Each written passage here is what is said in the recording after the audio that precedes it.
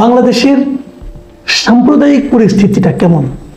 আমাদের এখানে কি কোনো সাম্প্রদায়িক দাঙ্গা চলছে? আমাদের এখানে কি সংখ্যালঘুদের উপর নির্যাতন চলছে? আমাদের এখানে কি হিন্দুরা এই দেশটাকে এখন বসবাসের নিজেদের জন্য অযোগ্য মনে করছে?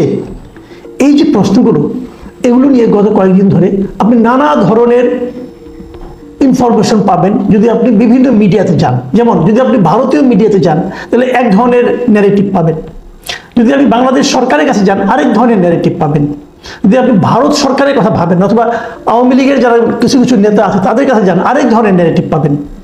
কিন্তু বাস্তবে আসলে কি ঘটছে আপনারা কেউ কি খোঁজ দিয়েছেন? আপনারা যে যেখানে আছেন, আমার এই অনুষ্ঠান আপনারা দেশের বিভিন্ন জায়গা থেকে যারা যারা দেখছেন তাদের কাছে আমার স্বনির্বন্ধ অনুরোধ, আপনাদের এলাকায় যদি কোনো ধরনের সাম্প্রদায়িক হিংসা, সাম্প্রদায়িক দুর্ঘটনা অথবা সাম্প্রদায়িক নিপীড়নের কথা আপনি জানতে পারেন, প্লিজ আমাকে একটু জানান। আমি আসলে প্রকৃত তথ্যটা পেতে চাই। এই কথাটা আমি কেন বললাম, আমি এর মধ্যে বিভিন্ন পত্রপত্রিকায় আমাদের বন্ধু বান্ধব যারা আছেন তাদের সঙ্গে যোগাযোগ করেছি। আমি অনেক সম্পাদক এখন আমার বন্ধু, তাদের সঙ্গে আলাপ করেছি, ভাই তোমরা তো এগুলো দেখছো, তোমাদের রিপোর্টাররা কি বিভিন্ন জায়গা থেকে কি পাঠাচ্ছে? তো উনি আমাকে বললেন যে ভাই এরকম যদি কিছু ঘটতো তাহলে তো আমরা ওদের চাপে অস্থির হয়ে যেতাম। আমাদের রিপোর্টাররা যখন জেলা থেকে অথবা উপজেলা থেকে যখন কোনো রিপোর্ট পাঠায়, আমাদের রিপোর্টটা পাঠিয়ে তারা ফোনের পর ফোন করতে থাকে ওটা ছাপানোর জন্য, তো আমরা কি না চেপে থাকতে পারতাম? তার মানে বাস্তবতা অন্যরকম। তারপর আপনাদের কাছে রিকোয়েস্ট, তবে আমি এই জিনিসটা আজকে আলোচনা করার জন্য বসেছি সেটাকে একটু বলে নিই।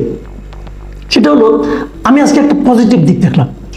সে পজিটিভ দিকটা কি, এই তত্ত্বাবধায়ক সরকার এই ইস্যুটাকে গুরুত্বের সঙ্গে নিয়েছে। এই যে চারদিকে বিশেষ করে আমাদের প্রতিবেশী দেশগুলোর যে মিডিয়াগুলো, সেখানে যে এক ধরনের অসত্যের লড়াই চলছে, মানে কে কত অসত্য প্রয়োগ করতে পারে, কে কত অসত্যকে ফুলিয়ে ফাঁপিয়ে দেখাতে পারে, তার যে একটা প্রতিযোগিতা চলছে, এই প্রতিযোগিতার বিরুদ্ধে একটা জাতীয় ঐক্যের কথা বলেছেন। আজকে যে ঐক্যের ডাকটা ওনারা দিয়েছেন, ঐক্যটা এভাবে ওনারা সবার সঙ্গে বসতে চান।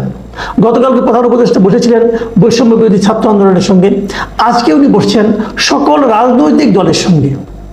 এর মধ্যে আমি যখন এই রেকর্ডটা করছি তখন কিন্তু সেই বৈঠকটা চলছিল। বৈঠক থেকে যারা যারা কেউ কেউ বেরিয়ে এসেছেন, কোনো কোনো দলের সঙ্গে মিটিং হয়েছে এবং তারা যে কথাগুলো বলেছেন তার সারমর্ম আমি যতটুকু জানতে পেরেছি সেটুকু আপনাদের সঙ্গে আমি একটু শেয়ার করতে চাই। সারমর্ম হলো একটাই, সেটা কি, তারা সবাই বলেছেন যে জিনিসটা, যে বিভিন্ন রাজনৈতিক দল আছেন, এক একজনের এক এক রকম দাবি আছে, সরকারের কাছেও এক এক রকম দাবি আছে। কেউ চাইছে সংস্কারগুলো দ্রুত করা হোক, কেউ চাইছে নির্বাচন দেওয়া হোক, কেউ চাইছে যে এখনই এত সংস্কারের জন্য এত সময় নষ্ট করার দরকার নাই, গুরুত্বপূর্ণ কয়েকটা সংস্কার করা হোক, কেউ বলছে সংস্কার করতেই হবে না, এগুলো পরবর্তীতে যে পলিটিক্যাল গভর্নমেন্ট আসবে তারা দেখবে। এই সমস্ত নানা ধরনের দাবি কিন্তু যার যার দলের যার যার রাজনীতির মতো করে আছে, কিন্তু একটা জায়গায় আজকে সবাই ঐক্যবদ্ধ এবং সবাই তাদের ঐক্যের কথাটা, তাদের ফিলিংসের কথাটা, তাদের দলের কথাটা প্রধান উপদেষ্টাকে জানিয়ে এসেছেন। সেই বিষয়টা কি, দেশের স্বাধীনতা ও সার্বভৌমত্বের প্রশ্নে সবাই এই সরকারের সঙ্গে আছেন। এটা হলো বেসিক কথা। এক একজন এক একভাবে বলেছেন, কিন্তু মূল কথাটা একটাই, যে দেশের স্বাধীনতা ও সার্বভৌমত্বের প্রশ্নে সবাই এই সরকারের সঙ্গে আছেন। এবং এটা আমি মনে করি এই ইউনূস সরকারকে একটা বাড়তি শক্তি দিবে। সব বিরোধী দল কিন্তু কম যায়নি। আপনারা ভেবে দেখেন, বিএনপি গিয়েছে, জামাত ইসলাম গিয়েছে, এলডিপি, নাগরিক ঐক্য, বিপ্লবী ওয়ার্কার্স পার্টি, গণসংহতি আন্দোলন, গণ অধিকার পরিষদ, এবি পার্টি, ভাসানী অনুসারী পরিষদ, বাংলাদেশ খেলাফত মজলিস, কেবল খেলাফত মজলিস, জমিয়তে ওলামায়ে ইসলাম, এনপিপি, এরা সবাই কিন্তু গিয়েছে। যেহেতু ধর্মীয় সাম্প্রদায়িকতার প্রশ্ন উঠছে, সরকার আগামীকালকে এই যে সেই ধর্মীয় নেতাদের সঙ্গে আবার একটা বৈঠকে বসবেন। আমার আশা যে সেই ধর্মীয় নেতা যেহেতু আছে, নিশ্চয়ই সকল ধর্মের নেতারা সেই অনুষ্ঠানে অংশ নেবেন, এটা আমার আশা। আমি জানি না কারা কারা দাওয়াত পাচ্ছেন, বাট আমি মনে করি সকল ধর্মের নেতৃবৃন্দকে কালকের মিটিংয়ে ডাকা উচিত এবং তাদের নিয়ে উপদেষ্টা একটা মিটিং করুন, এটা আমরা চাই। প্রশ্নটা হচ্ছে এখানে যে এই যে সবাই এই গভর্নমেন্টকে একটা মানে আপনার নিজেদের ঐক্যের কথা বলে আসলো, রাষ্ট্রীয় সার্বভৌমত্বের প্রশ্নে, জাতীয়তাবাদের প্রশ্নে, মানে জাতীয় যে ঐক্যের প্রশ্নে এবং জাতীয় যে সম্মান, যে তার জন্য সবাই যে সরকারের সঙ্গে একমত পোষণ করে আসলো, আমি মনে করি দেশ হিসেবে এটা আমাদের একটা বড় পাওনা। আমরা কিন্তু আগে এরকম দেখিনি। আগে আমরা দেখেছি বিভিন্ন ইস্যুতে, জাতীয় ইস্যুতেও একদল সরকারি দল এক বলছে, বিরোধী দল আরেকটা বলছে, কিন্তু এবার সবগুলি রাজনৈতিক দল সরকারকে সাপোর্ট দিয়ে আসলো। আপনারা তো বলবেন এই সব রাজনৈতিক দলের মধ্যে তো আওয়ামী লীগ নেই। হ্যাঁ, আওয়ামী লীগ নেই, এটা বাস্তবতা। আওয়ামী লীগ কেন নেই? যদি আওয়ামী লীগকে আহ্বান করা হতো, আওয়ামী লীগকে আসতেন, কে আসতেন, কিভাবে আসতেন? আওয়ামী লীগের যারা মূল নেতা তারা তো দেশে নেই। তারা কোথায় আছেন? তারা কিন্তু পালিয়ে আছেন। কেন পালিয়ে আছেন তারা? আমি যদি আওয়ামী লীগকে খুব গুরুত্বপূর্ণ দল অবশ্যই আমি মনে করি আওয়ামী লীগ অত্যন্ত বড় একটা দল, কিন্তু সেই বড় দলের বড় নেতারা কোথায়? কেন নেই তারা?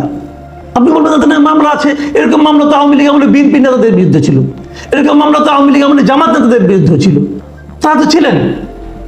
এখন আওয়ামী লীগের নেতারা নেই কেন দেশে? কেন নেই? তাহলে আওয়ামী লীগকেও বুঝতে হবে।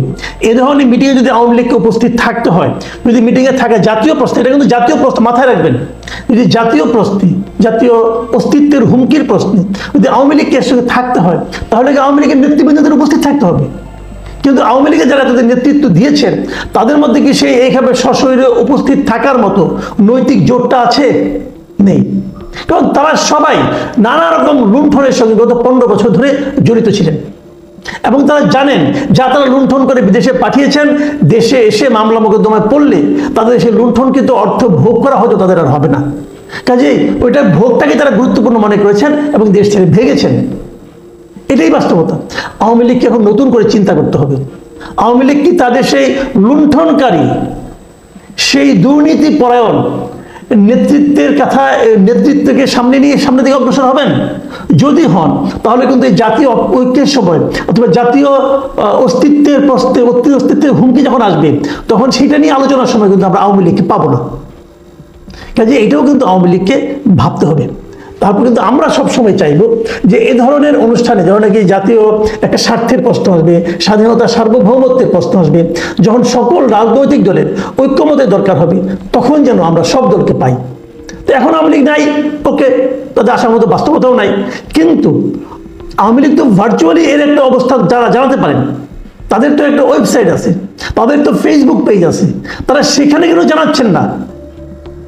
তারা সেখানে কেন বলছেন না যে এই যে প্রোপাগান্ডা চলছে এখন দেশে, যে সাম্প্রদায়িক সম্প্রীতি নাই, দেশে চলছে যে সংখ্যালঘুরা প্রতিনিয়ত দলবদ্ধভাবে নির্যাতনের শিকার হচ্ছে, এই যে প্রচারণাগুলি চালাচ্ছে ভারতীয় মিডিয়াগুলো, এই বিষয়ে আওয়ামী লীগের বক্তব্যটা কি সেটা আমি জানতে চাই।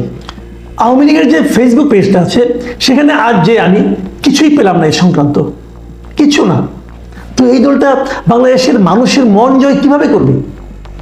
কিভাবে? তারা তো ধীরে ধীরে নিজেদের কর্মকাণ্ডের মাধ্যমে বাংলাদেশের মানুষের হৃদয় থেকে দূরে চলে যাচ্ছে।